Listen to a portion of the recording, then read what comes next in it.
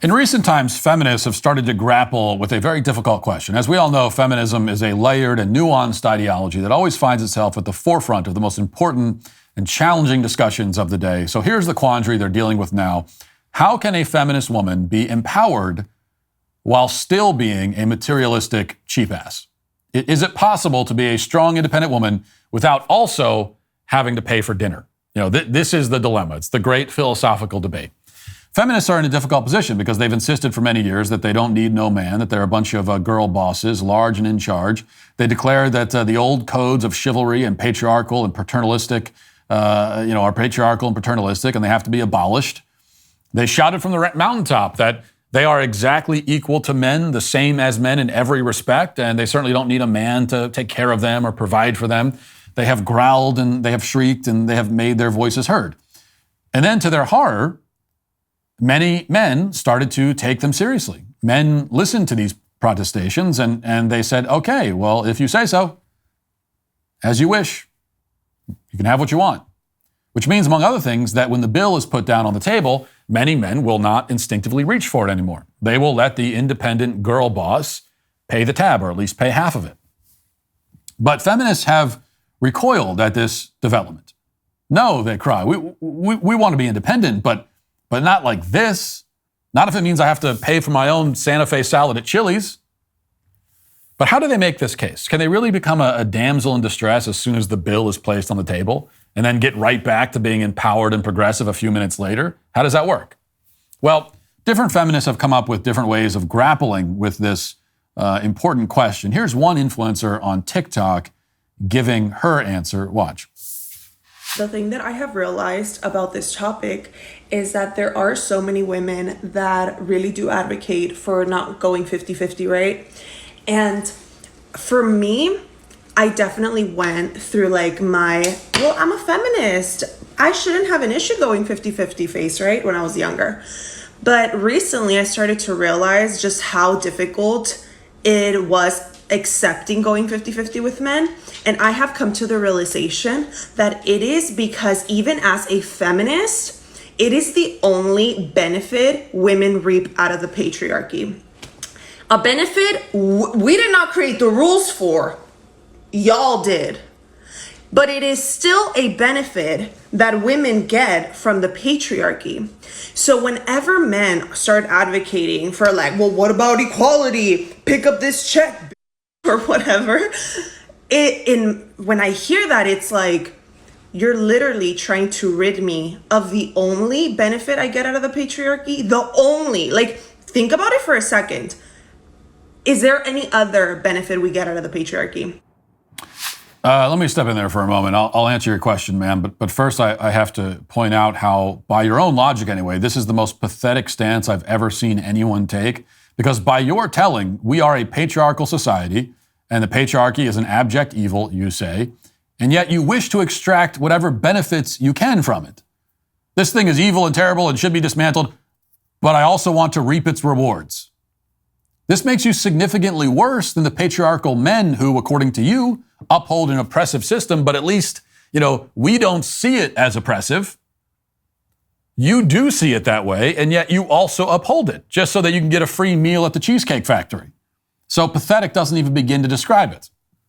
But to your question, is there any other benefit that you get out of what you call the patriarchy? The answer is yes, a few.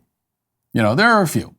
Benefits like, the house that you're currently sitting in, every bridge you've ever driven across, every car you've ever driven in, electricity, indoor plumbing, democracy, freedom, civilization itself, just to get the list started.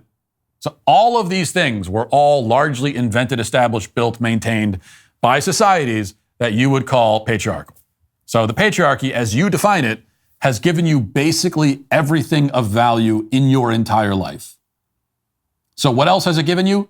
Everything. Every single thing you like has been given to you by what you would describe as the patriarchy. Other than that, sure, I guess it hasn't done much for you.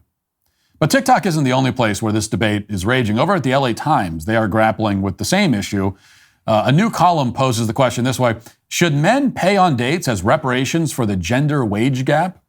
The writer Jean Guerrero explains, quote, "For years I split the bill on dates. As a Latina from a lineage of women whose lives have been micromanaged by family patriarchs, I thought I was breaking bad generational patterns by interacting with men as equals rather than as providers.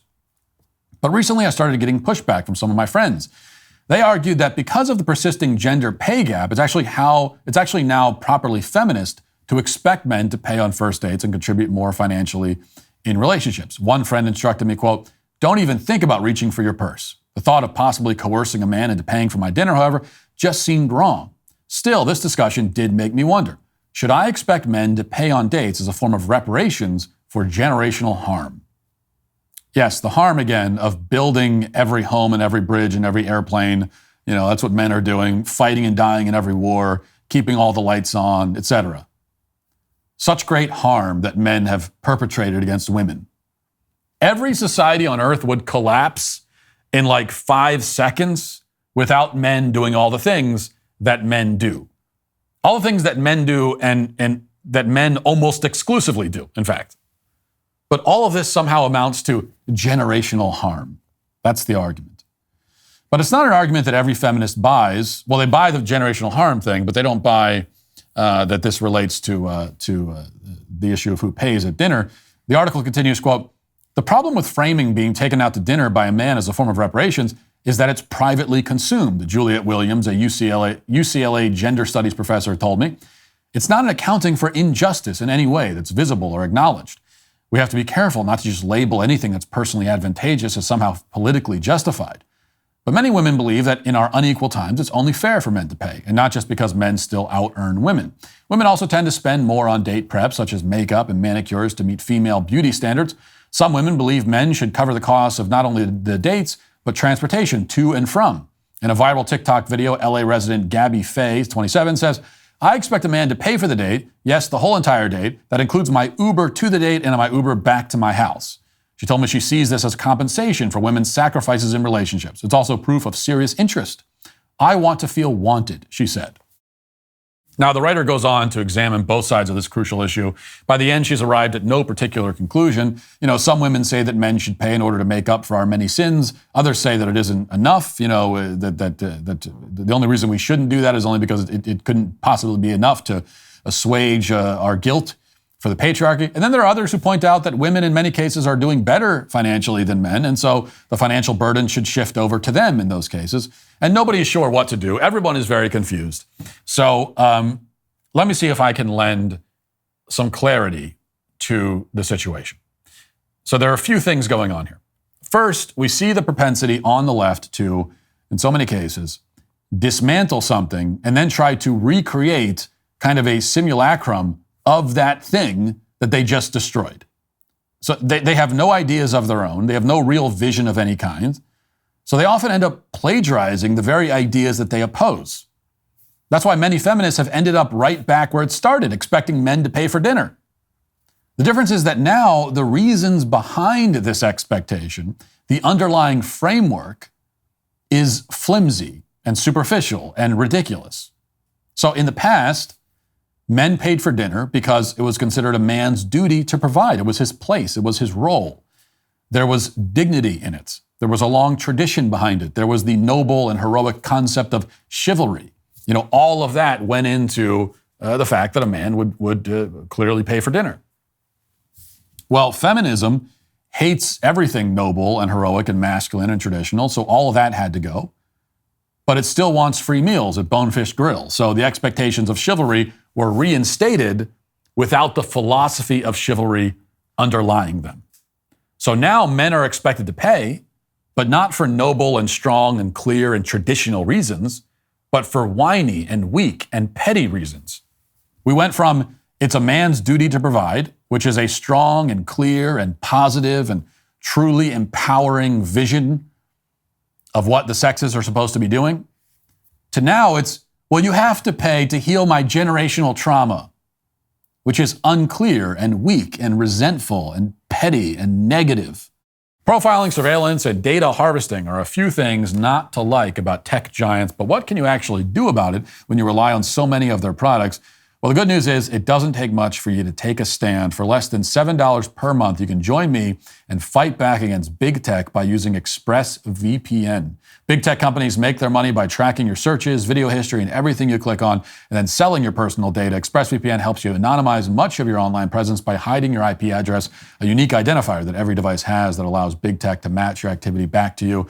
That's why I use ExpressVPN on all of my devices to make it much more difficult for them to exploit my data for their own profits. And the best part is how easy it is to use the ExpressVPN app. I just tap one button on my phone or computer to turn it on. It's as simple as that. Your data is your business. Visit expressvpn.com/MattWalshShow. Use my link at expressvpn.com/MattWalshShow to get 3 extra months free. That's expressvpn.com/MattWalshShow. Feminism uprooted all of the trees from the forest and then tried to put the trees back without the roots. But they're not trees anymore. They're just big logs sitting precariously on top of the soil. Of course, not every feminist agrees that the expectations of chivalry should be reinstated without the chivalry itself. Some say that men should not pay. Some say it should be 50-50. Some say payment should be apportioned based on income level. But they all seem to agree that there is something missing. They're not satisfied. And this is the case not just with paying for dinner. I mean, the paying for dinner thing is a microcosm of the confusion that has come to define pretty much every aspect of the male-female interaction. Every aspect is now a source of uncertainty and debate. Men and women don't know how to interact with each other anymore. They don't know how to date each other. They don't know what their expectations should be and what their responsibilities are and what expectations they're supposed to be fulfilling from the other person and which expectations are reasonable or not. They don't know any of that. And these are all things that, again, up until feminism, these are things that people didn't worry about because it was all known.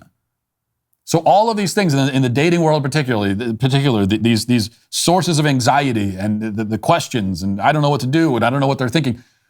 What you have to realize is that if you go back not that far into the past, these anxieties almost didn't exist at all because everybody knew what they were supposed to do. They knew what their roles were. But feminism tore all that to shreds. And as always with the left, they replaced it with basically nothing. This newfound freedom isn't making anybody happy. It's only created anxiety and paralysis. We didn't have this problem under the old system with the old concept of gender roles. Men knew what was expected of them. Women knew what their own part was. There was no awkwardness when the bill came. And with this basic understanding of their own respective roles and responsibilities, they could move on and live their lives and get to know each other without the anxiety and the stilted, weird uncertainty that defines the male-female interaction in the modern age. So thank you again, feminism. You made everything worse and nothing better.